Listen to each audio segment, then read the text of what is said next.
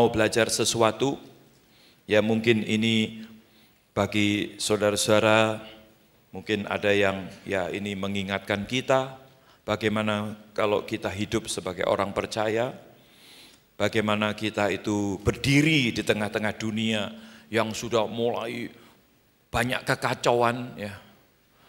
Dunia ini sedang digoncang, terjadi banyak goncangan, saudara.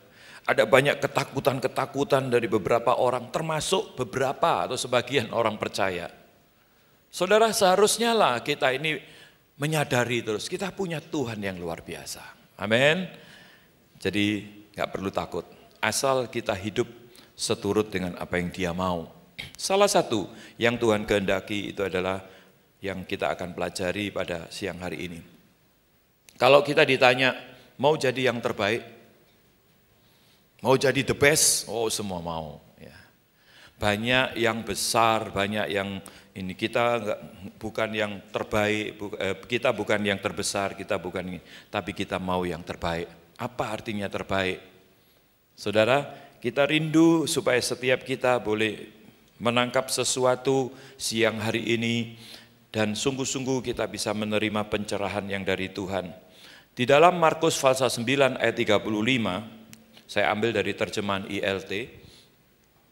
Di situ dikatakan begini, dan setelah duduk, Dia, Tuhan Yesus, memanggil ke-12 murid, dan Dia berkata kepada mereka, jika seseorang ingin menjadi yang pertama, dia harus menjadi yang terakhir dari semua, dan pelayan dari semuanya. Saudara, kadang-kadang kalau kita membaca ayat firman Tuhan ini ya, ini sepertinya tidak cocok dengan yang dipopulerkan di dunia ini. Di dunia berkata, kalau mau jadi yang terbaik, kerja keras. Bukannya kerja keras tidak boleh ya. Belajar yang banyak, sampai belajarlah sampai negeri Cina.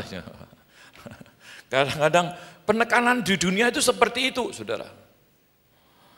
Yuk, bagaimana kita bisa misalnya naik pesawat aja mau ambil yang the first class?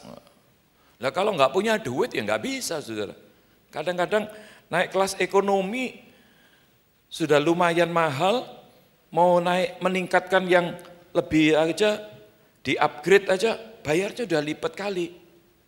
Yang bisnis, apalagi yang the first class. Wah. Ini bayarnya bisa berkali-kali dari kelas ekonomi. Nah, Tuhan berkata begini, jika seorang ingin menjadi yang pertama, mau ambil yang first class, gitu misalnya. Dikatakan dia harus, artinya harus itu ya nggak bisa ditawar lagi, saudara. Harus menjadi yang terakhir dari semua. Kadang-kadang ini gimana? Dan menjadi pelayan dari semuanya. Saudara, saya ingin untuk mengajak saudara semua bisa mengerti ayat ini. Ya, kalau diuraikan ayat ini dari bahasa aslinya, saudara. Mau jadi yang pertama, pertama itu protos dalam bahasa Yunaninya, terbaik artinya. The best. Jadilah yang terakhir. Terakhir itu eskatos, bahasa Yunaninya. Bisa salah satu artinya itu paling rendah, paling bawah. Jadilah pelayan, diakonos atau hamba. Jadi kalau kita lihat di sini, mau jadi the best, mau jadi yang pertama, protos atau terbaik, jadilah yang terakhir, eskatos, paling rendah. Jadilah pelayan, diakonos, hamba. Saudara, saya percaya pada saat saudara membaca ayat ini saja, tidak bisa kita menangkap apa maksudnya ini. Sehingga banyak kesalahpahaman atau salah kaprah, saya katakan. Orang hanya ingin sesuatu penampilan supaya tampil rendah hati, kita mau tampil sebagai hamba, tampil mau yang paling rendah, karena pengertian yang kurang pas, karena nangkapnya yang keliru, sehingga penampilannya itu tidak sesuai dengan apa yang Tuhan mau. Mau rendah hati yang gimana? Kalau dunia ada peribahasanya, padi semakin berisi semakin menunduk. Nah itu kerendahan hati.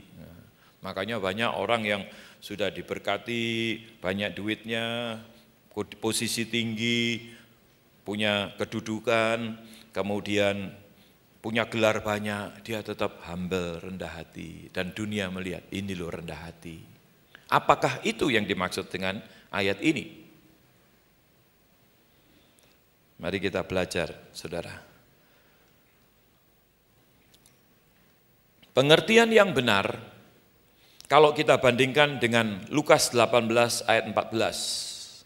Di situ ditulis, aku berkata kepadamu, orang ini pulang ke rumahnya dengan dibenarkan. Lebih daripada yang itu.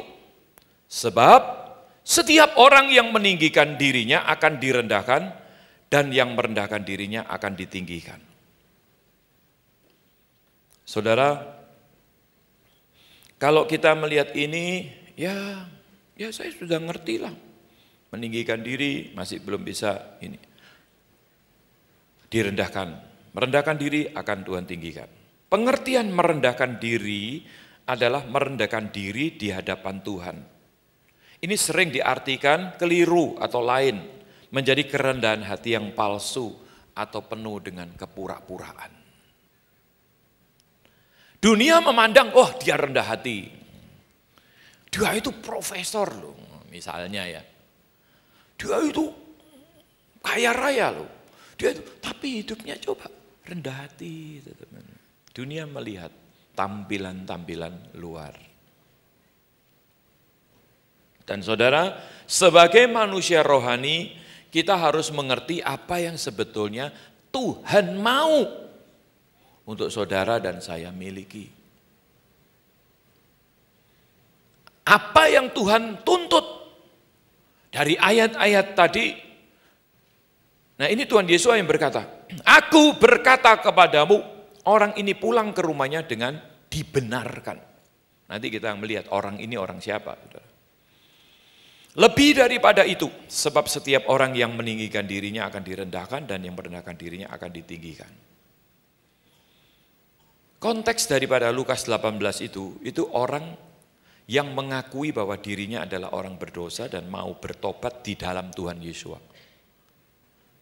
Itu perbandingan orang Farisi dan pemungut cukai waktu menghadap Tuhan. Ini konteksnya, saudara. Kapan waktunya?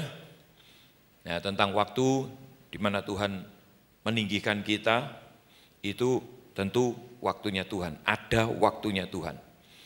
Nah, sekarang kita lihat konteksnya ini, saudara. Merendahkan diri di hadapan Tuhan. Lukas 18. Ayatnya sudah saya kutip ini. Ada dua orang naik.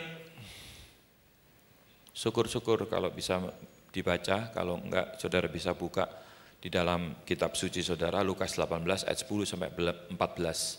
Ada dua orang naik ke bait suci untuk berdoa. Yang satu orang Farisi dan yang lain seorang pemungut cukai. Orang Farisi itu sambil berdiri mendoakan halal ini bagi dirinya.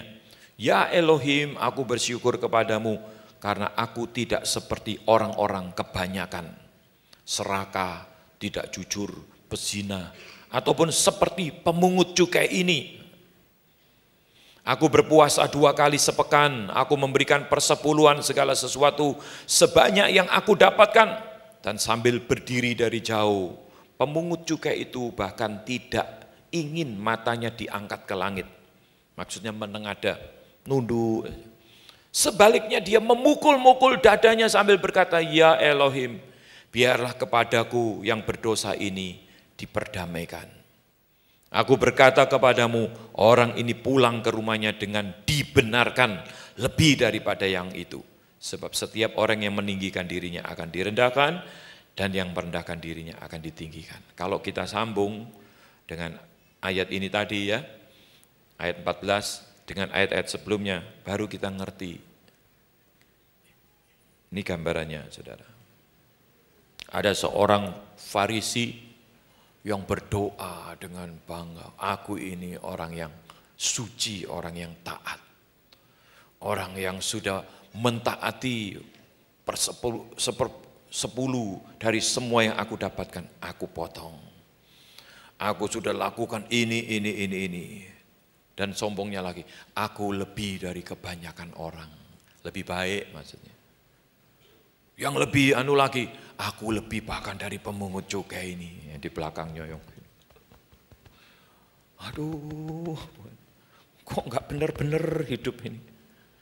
Kok masih ada aja pikiran kotor, ampuni Tuhan, sucikan. Kok ada sih dosa-dosa yang ada di dalam diriku. Bukan yang Tuhan, aku ini hamba-Mu.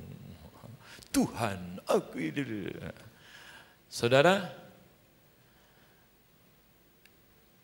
ini gambaran di mana Tuhan mau memberikan satu penekanan, kerendahan hati yang macam bagaimana yang Tuhan mau untuk saudara dan saya miliki. Saudara, ini powerful loh ini, luar biasa loh. Kalau kita mentaati dan kita betul-betul bisa menangkap yang Tuhan mau, terus kita praktekkan, kita betul-betul bisa menjadi orang yang rendah hati di hadapan Tuhan. Powerful saudara, nanti saya tunjukkan rewardnya apa untuk orang-orang semacam ini. Dahsyat luar biasa. Ya memang kehendak Tuhan itu tidak ada satupun, kehendak Tuhan itu sempurna. Roma 12 katakan, kehendak Tuhan itu yang terbaik, bahkan sempurna. Saudara dan saya tinggal ngikuti saja apa yang Tuhan mau. Makanya kita perlu mengerti isi kitab suci. Kita perlu belajar. Kalau kita belajar dan bisa menangkap apa yang menjadi maunya Tuhan, dan itu kita aplikasikan dalam kehidupan kita, dalam kita berjalan di dunia ini, di dalam kehendaknya. Luar biasa saudara. Luar biasa. Betul-betul luar biasa. Kan banyak orang keliru, rendah hati itu ya enggak sombong. Ya, setiap orang dimantui, rendah hati orang ini. Bukan itu saudara. Orang yang drengas-drengas, rendah hati. Tapi kalau orang yang pendiam, kalau enggak digong, enggak ngomong, sombong. Dasar sombong. Aduh, saya sudah pengalaman saudara. Dikatai orang sombong, dikatai apa. Makanya saya sekarang agak gereja, agak sumeh-sumeh. Padahal itu bertentangan sesungguhnya dengan hati. Saya itu orangnya kalau dulu kecil itu enggak ditabuk, gongnya enggak ngomong. Ya memang dasarnya pendiam saya ini orangnya. Enggak suka yang ngomong itu, ngedabrus ngomong apa, bisa ngoceh-ngoceh. Enggak bisa. Khotbah aja kalau lebih dari 1 jam sudah berhenti, mau ngomong apa lagi? Enggak bisa yang diomong.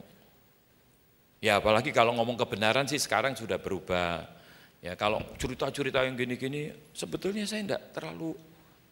Tapi kalau ngomong bagaimana Tuhan bekerja di dalam hidup kami, bagaimana Tuhan, bagaimana firman Tuhan, ya memang kalau ngomong udah enggak bisa berhenti. Gitu. Kalau dulu sulit ngomong. Tapi ngomong kebenaran ini memang kalau kita lihat, tidak ada berhentinya.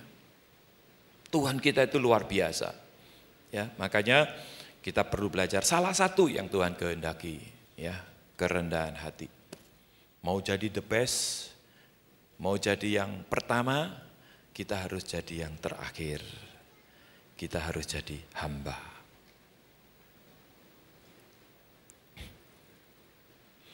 Ini maksudnya siapa yang merendahkan diri, Tuhan akan tinggikan. Tapi merendahkan diri definisinya yang bagaimana? Jangan salah mengerti. Jangan salah mengerti. Sudah menjadi peraturan surga. Saya katakan peraturan surga. Ini peraturan Tuhan. Kita nggak bisa rubah, nggak punya hak apa-apa.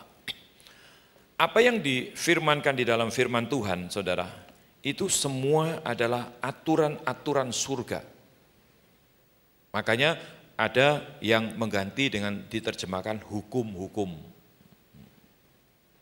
Ya maksudnya itu aturan, kayak rambu-rambu. Nah, itu kan bisa kan, kalau hukum itu rasanya berhubungan dengan keadilan, salah, benar, boleh, tidak, cuma di situ saja.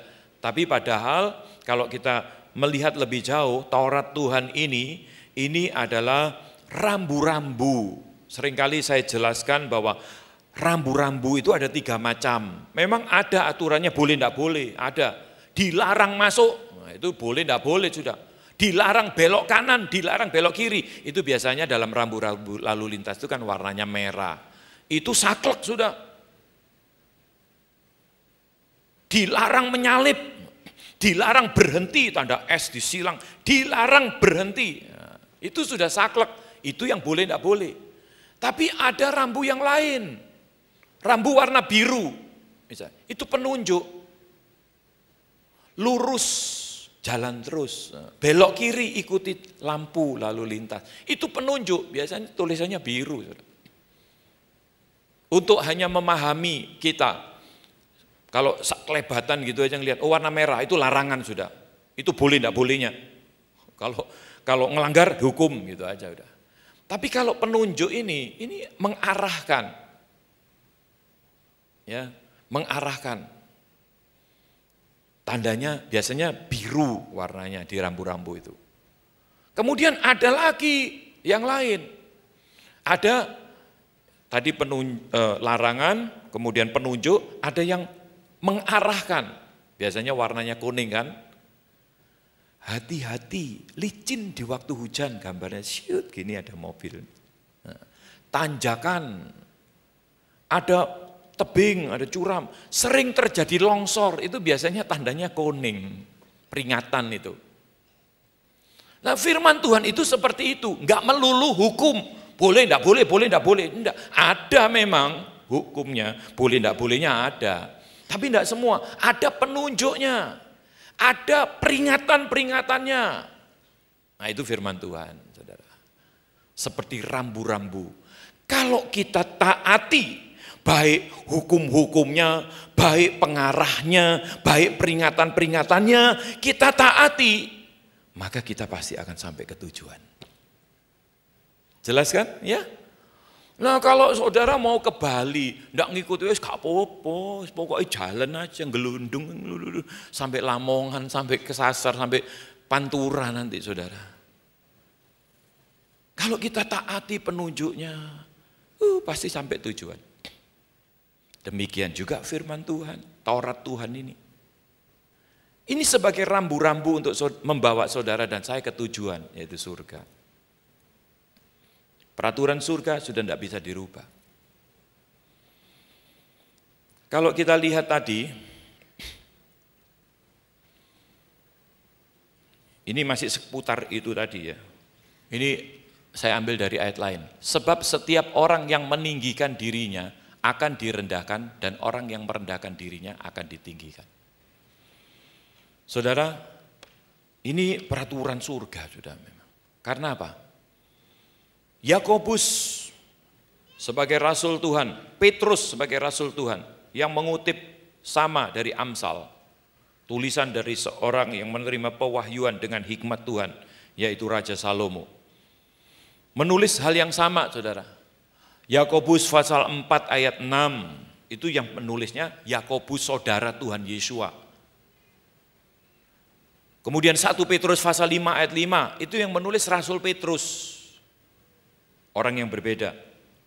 Ngutip ayat yang sama dari Amsal 3:34 yang mengutip tulisannya, tetapi kasih karunia yang dianugerahkannya kepada kita lebih besar daripada itu, karena itu ia katakan, Elohim menentang orang yang congkak, tetapi mengasihani orang yang rendah hati.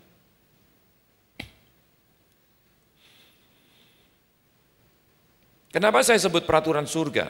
Ya memang ini dikutip-kutip itu sama para rasul. Yakobus pasal 4 ayat 10, dia menuliskan, rendahkanlah dirimu di hadapan Tuhan dan ia akan meninggikan kamu. Ini ayat 10-nya dari pasal 4. Setelah Yakobus pasal 4 ayat 6 mengutip dari Amsal 3:34 itu, disambung dengan ayat 10-nya, rendahkanlah dirimu di hadapan Tuhan dan ia akan meninggikan kamu. Nah, kita mulai nangkap kan, oh, orang yang meninggikan diri akan direndahkan, orang yang merendahkan diri akan ditinggikan. Ini maksudnya di hadapan Tuhan.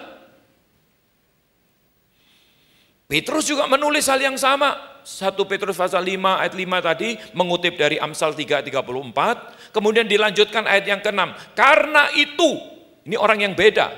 Tadi Yakobus yang nulis, ini Petrus. Karena itu rendahkanlah dirimu di bawah tangan Tuhan yang kuat, supaya kamu ditinggikannya pada waktunya. Nah, Petrus lebih jelas. Tapi intinya sama. Rendahkanlah dirimu di hadapan Tuhan, di bawah tangan Tuhan yang kuat. Rasul Petrus menulis begitu. Artinya orang yang meninggikan diri akan direndahkan, orang yang merendahkan diri akan ditinggikan. Itu di hadapan Tuhan. Di hadapan Tuhan, saudara. Nah, kenapa saya sebut peraturan surga? Kalau kita lihat siapa Yakobus, siapa Petrus, ya, Rasul Yakobus dan Rasul Petrus adalah tua-tua di Yerusalem yang dianggap sebagai soko guru jemaat. Mengutip ayat yang sama dari Amsal tadi dan menekankannya kepada jemaat agar rendah hati di hadapan Tuhan. Kalau sampai dikutip, sampai ditekankan, orang yang berbeda mengutip ayat yang sama dan menambahkan rendahkanlah, karena itu rendahkanlah dirimu di hadapan Tuhan.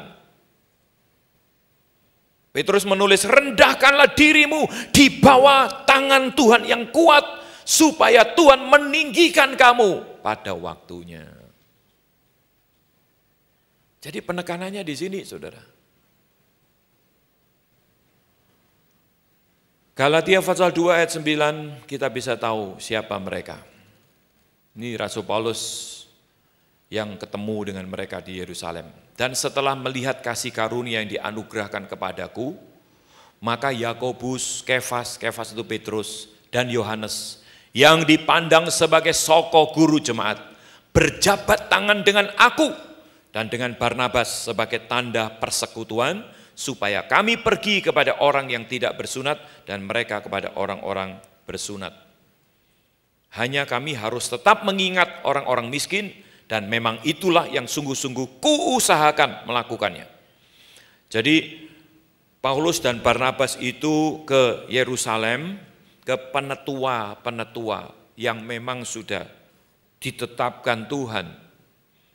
Itu ada di situ Yakobus, Petrus, dan Yohanes. Mereka itu penetua, saudara. Yang tidak lari dari firman Tuhan. Setiap ucapan-ucapannya itu dari firman Tuhan. Yang dikutip dari Taurat Musa, kitab para nabi. Termasuk kitab Henokh. Ya, saudara, makanya kita tahu semua bahwa firman Tuhan itu adalah mulai dari Taurat Musa, kitab para nabi, kitab-kitab para nabi.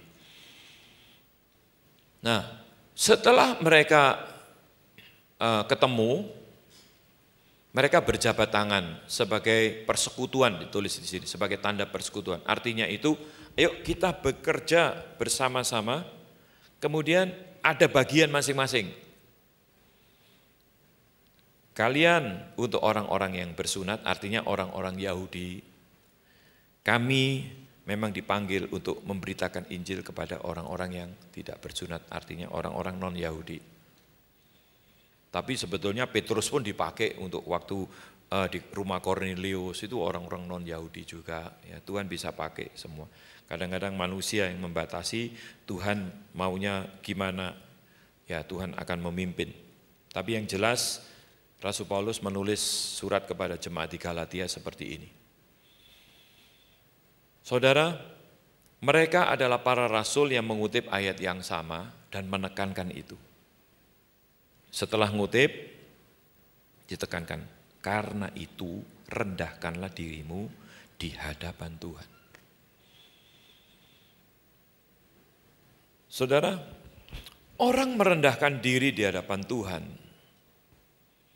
pernah diungkap oleh istri saya ya, orang yang tidak suka berdoa itu orang yang sombong. Hanya orang yang sombong yang tidak suka berdoa, saudara. Seolah-olah dia sudah mampu semua melakukan, tidak perlu Tuhan. Dan ayat firman Tuhan yang kita harus pakai dan kita andalkan. Rendah hati pun harus rendah hati yang sesuai kehendak Tuhan. Lakukan apapun di dunia ini, apa maunya Tuhan itu yang kita kerjakan, saudara. Ya, kerendahan hati pun itu betul-betul kalau Tuhan mau supaya saudara ditinggikan sama Tuhan. Ya bukan rendah hati yang dibuat-buat, rendah hati yang palsu, hatinya lain sama yang diucapkan, sama sikapnya. Ya Tuhan tahu. Ya Pak Loki boleh enggak tahu, tapi Tuhan pasti tahu dong. Saudara, kerendahan hati seseorang itu bukan untuk manusia. Untuk saudara dan saya yang mengenal Tuhan dan mengenal isi kebenaran firman Tuhan, siang hari ini kita tahu bahwa kerendahan hati yang Tuhan mau itu adalah di hadapan Tuhan. Bukan seorang rendah hati, terus yang gini sombong katanya. Bukan itu loh ternyata.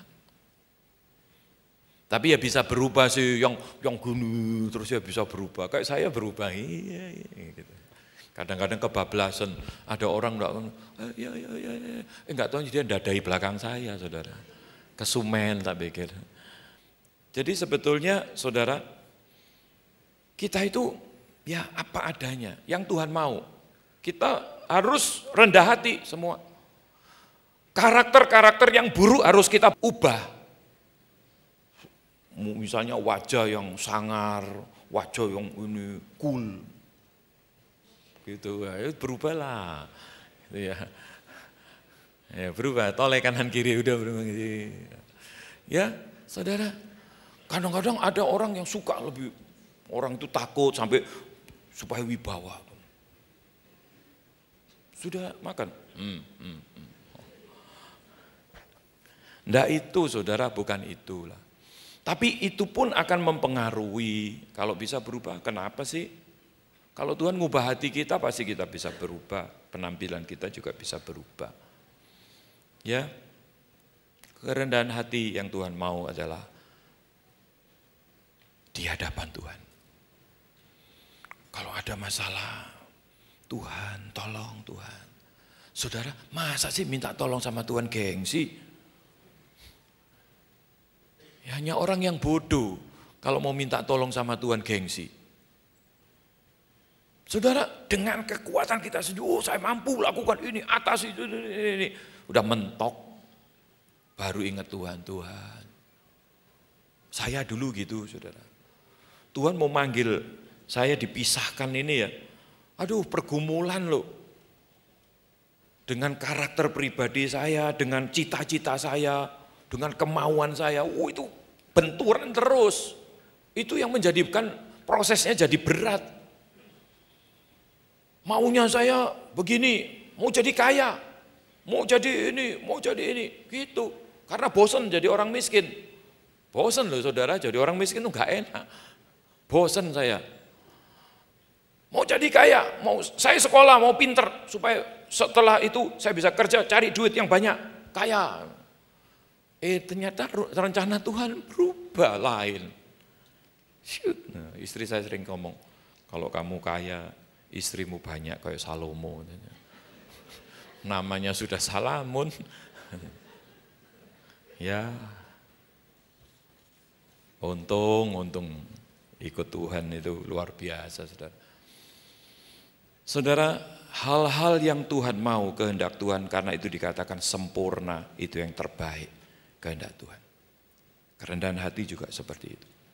Jelas Tuhan menghendaki supaya semua kita punya kerendahan hati di hadapan Tuhan. Amin. Ya, saya tunjukkan orang yang rendah hati itu rewardnya banyak. Kerendahan hati reward, nah itu rewardnya agak nyamar itu. Kita baca ayatnya satu-satu, saudara. Luar biasa. Tuhan itu ternyata luar biasanya. Mazmur 22 ayat 26, ada yang ayat 27-nya. Orang yang rendah hati akan makan dan kenyang. Orang yang mencari Tuhan akan memuji-muji Dia. Biarlah hatimu hidup untuk selamanya. Orang yang rendah hati akan makan dan kenyang. Loh, apa ada orang yang makan tapi tidak kenyang? Banyak. Kalau enggak ada orang sampai sakit, penyakit, sampai numpuk gitu. Karena apa? Lapar, terus pengen makan yang enak-enak. Pengen ini terus, enggak puas-puas. Tapi kalau kita itu rendah hati, ini rendah hati loh ya, di hadapan Tuhan, makan sedikit, kenyang, ngucap syukur gitu. Jadi badan ya enggak terlalu gemuk-gemuk gimana gitu. Penyakit enggak kita simpen, buat apa kita inventaris penyakit.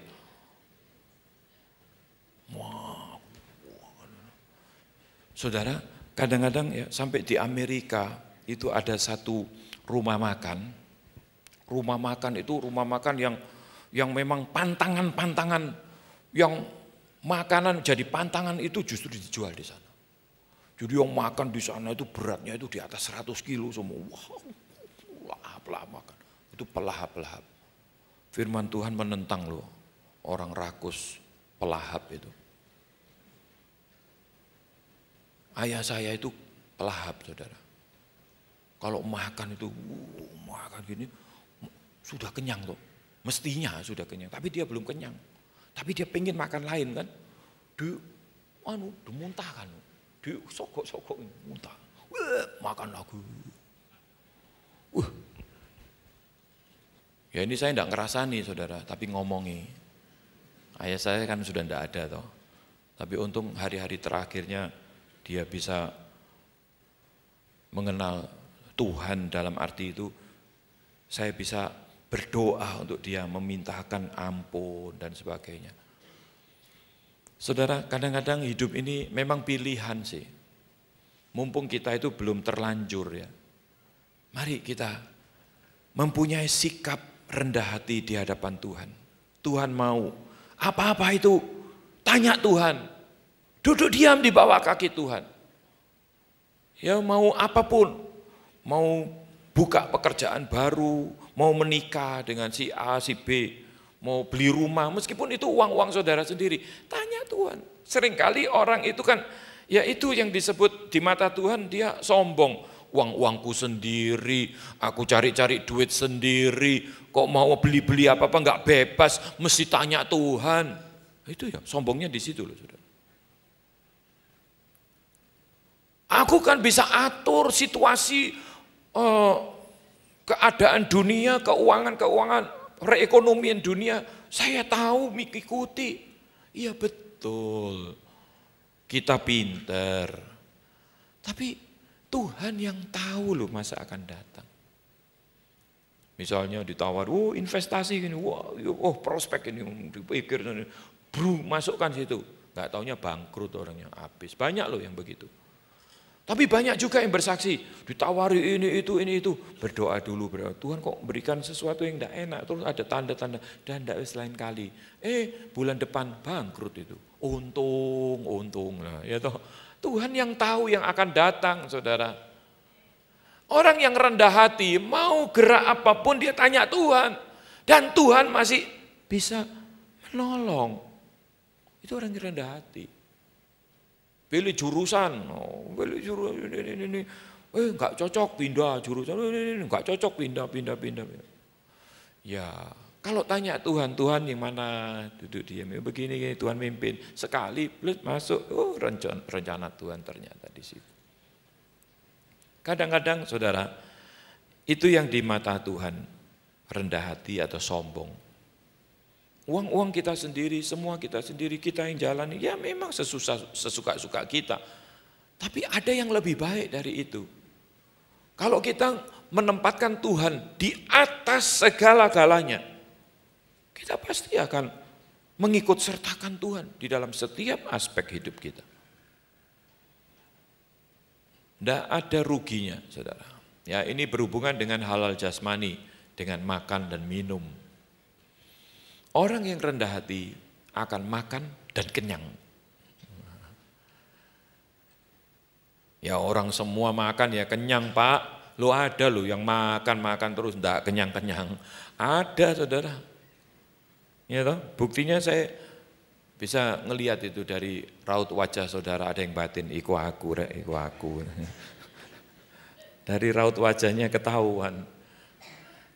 Tapi enggak apa-apa saudara, setelah kita tahu kita mau menjadi orang yang rendah hati. Salah satunya makan apapun bisa kenyang. Ya, saudara, luar biasa. Tadi sebelum di sini saya pelayanan di misi. Di misi itu makan tadi. Makan. Kami di dalam ruangan, ada jemaat di luar. Saya bilang, oh jemaat kok lebih enak. Biasanya kan di dalam pasti enak. Lawang ada sayur asemnya di luar, di dalam enggak ada. Saya keluar ngambil sayur asemnya. Padahal di dalam itu apa? Dipotongkan kalkun. Saya maunya enggak ngomong, nanti istri saya bilang, kamu kok enggak bawa? Ya aku kalkun. Tadi sudah belum dibawa, sudah habis tinggal tulang-tulangnya. Jadi SMI kan melihara itu, turki. Jadi disembelih. Gara-gara 3 minggu yang lalu, waktu saya pembukaan pelatihan guru misi itu, saya datang, saya lihat, biasanya kalau saya datang ke sana muter-muter, loh kok itu ada kalkun punyanya siapa itu? Oh dipelihara punyanya ini. Enggak taunya tadi dipotongkan, sudah ditaruh sini.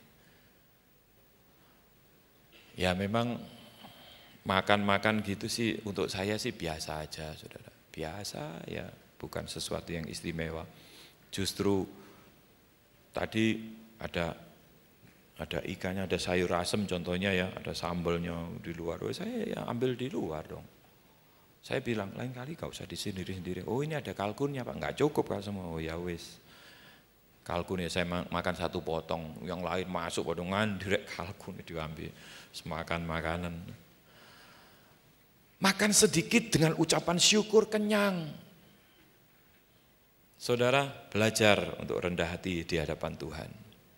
Ada lagi di sini ayat Fatsal 37 ayat 11. Mazmur Fatsal 37 ayat 11. Tetapi orang-orang yang rendah hati akan mewarisi negeri dan bergembira karena kesejahteraan yang berlimpah-limpah. Luar biasa janjinya. Akan mewarisi negeri. Saudara dan saya menjadi warga negara Indonesia, firman Tuhan ajarkan, ya, biarlah kita itu mengusahakan atau mengupayakan kesejahteraan di tempat di mana Tuhan tempatkan kita. Supaya ada kesejahteraan. Saudara dan saya ditempatkan di kota Surabaya. Bagaimana saudara dan saya di sini bisa memberkati kota ini atau lingkungan kita lah paling tidak. Jangan dikutuk-kutuki tambahan saudara. Indonesia itu semua bangkrut, Indonesia itu loh kita itu lahir di Indonesia, makan minum dari tanah Indonesia ya toh. Justru kita mintakan berkat saudara. Orang yang rendah hati akan mewarisi negeri dan bergembira karena kesejahteraan yang berlimpah-limpah. Amin. Jangan dikutuki saudara, ini negeri kita yang tercinta. Tuhan tempatkan kita, Tuhan lahirkan di sini. Bersyukurlah, ucapkan syukur terus. supaya kita dipandang sama Tuhan rendah hati, sehingga kita bisa mewarisi semua apa yang Tuhan janjikan atas bangsa ini, atas negeri ini. Janji Tuhan atas negeri Indonesia itu luar biasa loh saudara. Luar biasa loh. Kalau saudara dan saya mau ikut mewarisi negeri ini, apa yang Tuhan janjikan, yang Tuhan akan genapkan, itu juga menjadi bagian kita. Karena kita sebagai pewarisnya, bagaimana supaya kita bisa mewarisi? Rendah hati di hadapan Tuhan. Saya bukan karena apa ya, dari dulu sebetulnya ya pikiran itu ada. Karena mungkin masa kecil ya saya bergaul dengan teman-teman di mulai SD dulu ya anak-anak kampung saudara. Tapi jangan mengecilkan, jangan underestimate loh saudara. Teman saya SD itu sekarang ada yang stafnya sekretaris di sekretariat negara, Seknek. Saya baru diundang WhatsApp grup dari SD, anak-anak SD. Saya lihat, wah ini bikin HP lelet. Ya saya terima awal-awal gini, nanti kalau sudah lama-lama ya dengan rasa hormat saya pasti akan mengundurkan diri. Karena enggak bisa ngikuti sehari bisa 40 sampai 50 chatting, sopo sing bacai gitu kan. Jadi sebetulnya, tapi paling enggak, oh ya saya disapa, saya kembali nyapa, ini teman-teman SD masih ingat. Ya anak-anak ini tuh, tapi luar biasa loh. Ada yang jadi artis, ada yang jadi pengusaha, ada yang jadi itu, seknek gitu. Kadang-kadang Tuhan itu bisa lakukan banyak hal, saudara. Dan mewarisi negeri, saya biasanya sih masuk gitu, setelah saya bisa bersaksi sama mereka, ini sudah mulai ada yang nyapa. Selamat gabung Pak Pendeta, oh ini ngarai tadi ya, ngarai ya. Hari gini tak injili. Saya prinsipnya gitu aja. Sudah ada ngomong gitu. Selamat bergabung Pak Pendeta. Wah, habis gini ya. Ya kadang-kadang seperti itu, saudara. Saya akan menyatakan, mereka semua tahu masa kecil saya. Wong kelas 5 SD kalau Idul Fitri itu saya kan jual kembang api, jual apa gitu ya, di meja, di depan pinggir jalan itu saya tunggui sendiri. Yang beli itu teman-teman saya sendiri, ini banyak yang datangi. Arek nang silok, nah, selama saya kan silok. Sane, dodolan kembang api ya, dibeliin ini. Mereka tahu masa kecil saya. Saudara. Terus jual es campur, harus dorong gerobak, itu dijual di pinggir trotoar di depan bioskop itu. Pak Sun masih tahu tuh. Dulu di bioskop Mahkota itu Pak Sun, sekarang sudah enggak ada. Saya dorong saudara, pakai ini made in buatan sendiri ini rombongnya. Mestinya kalau rombong-rombong lihat saudara, lihat kan rodanya besar-besar, ada lakernya, jadi dorongannya itu enteng. Lah ini ayah saya bikin itu dari halter, angkat besi yang gelindingan itu, gelindingannya 4 kecil-kecil gini, meyek-meyek saudara nendel. Enggak ono lakernya, aduh, yes. Kelas 5 SD saya mesti dorong. Kakak saya SMP kalau mau lewat kompleks guru itu ya, di situ ada guru-gurunya dia, langsung dia lari dulu. Waduh, lu saya tinggal sendirian di depan itu. Sukacita masa kecil. Ya itu teman-teman saya tahu kehidupan saya. Makanya saya rindu. Ya, dia sudah ada yang mengucapkan selamat datang gabung di grup ini Pak Pendeta. Nah, hari ini saya akan masuk. Saudara, orang yang rendah hati akan mewarisi negeri dan bergembira. Janji Tuhan atas negeri kita Indonesia itu luar biasa. Makanya perlu disupport di dalam doa. Nggak kebetulan toh kalau Bapak Presiden yang pertama sudah mengungkapkan dari Sabang sampai Merauke, itu dari barat ke timur, enggak cocok. Yang cocok itu dari timur ke barat. Itu ada di situ Kabupaten Yahukimo sampai Pulau Weh. Kalau ditarik dari barat ke timur itu ujung sama. Sabang itu di Pulau Weh, saudara. Sabang itu. Pulau Weh, Sabang itu kota, ibu kotanya. Jadi barat ke timur kan, Sabang ke Merauke. Nah di bawah Merauke, segaris dengan Merauke itu ada Kabupaten Yahukimo. Kalau ditarik dari timur ke barat itu kan Yahweh. Enggak kebetulan loh itu. Enggak kebetulan. Tuhan punya rencana yang dahsyat untuk bangsa kita. Di mana nanti nama Bapa ini akan menutupi bumi Indonesia seperti air menutupi lautan.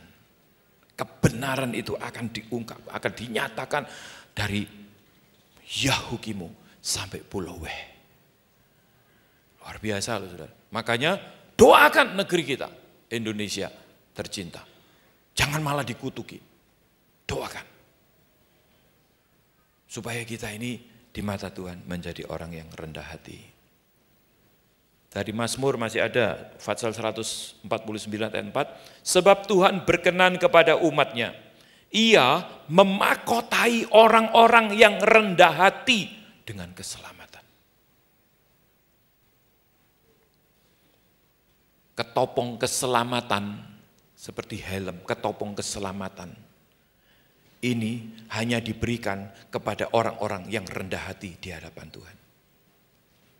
Ketopong keselamatan akan memakotai orang-orang yang rendah hati dengan keselamatan. Luar biasa ya. Kemudian saya ambil juga dari Amsal, masih banyak sebetulnya sih.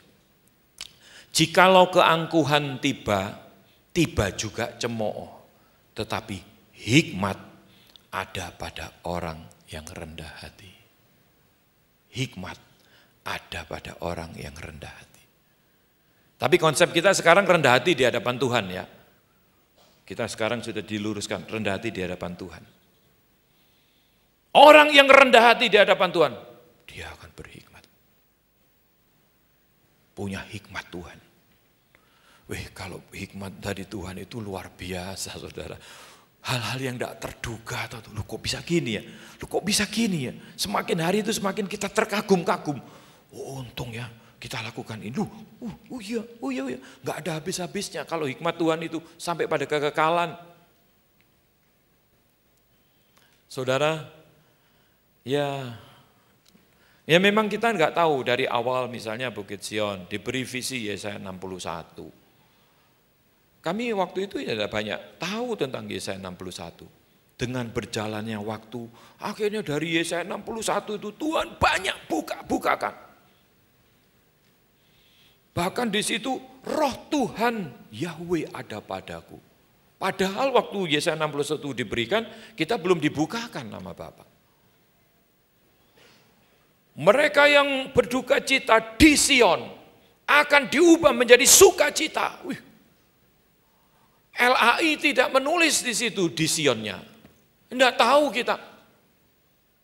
Padahal Tuhan beri nama Bukit Sion itu di dalam kurun waktu yang berbeda.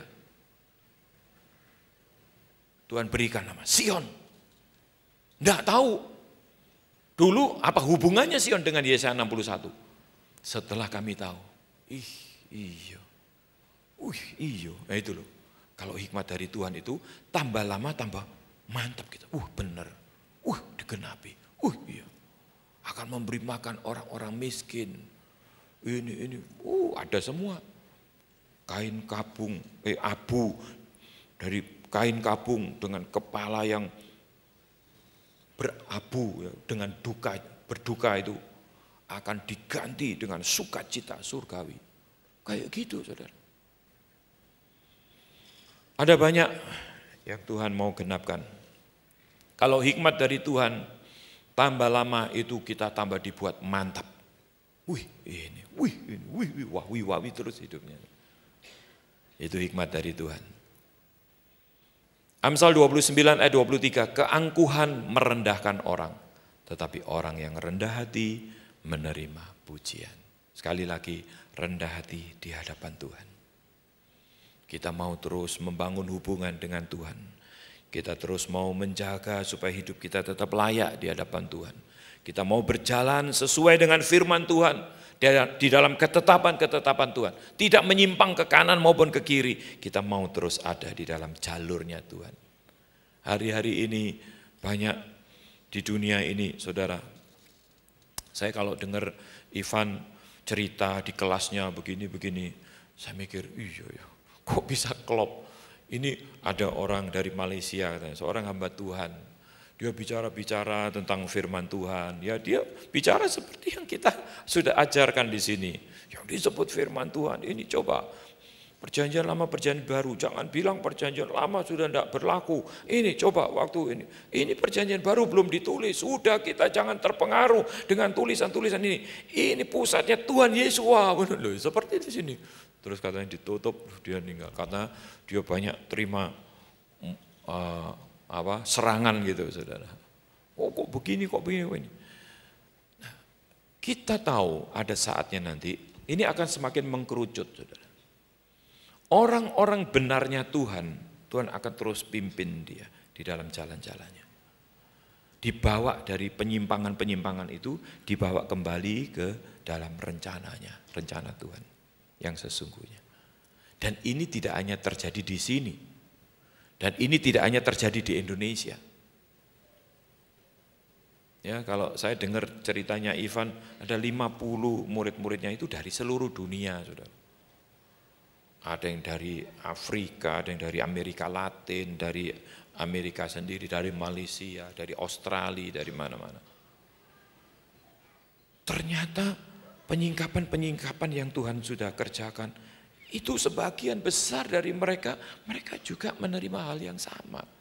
Nah, ini yang membuat saya yakin bahwa ini adalah satu kegerakan atau movement yang dari Tuhan. Bukan rekayasa manusia. Ini movement. Kegerakan yang dari Tuhan. Dan kegerakan ini akan semakin mengkerucut. Dan Tuhan datang puncaknya.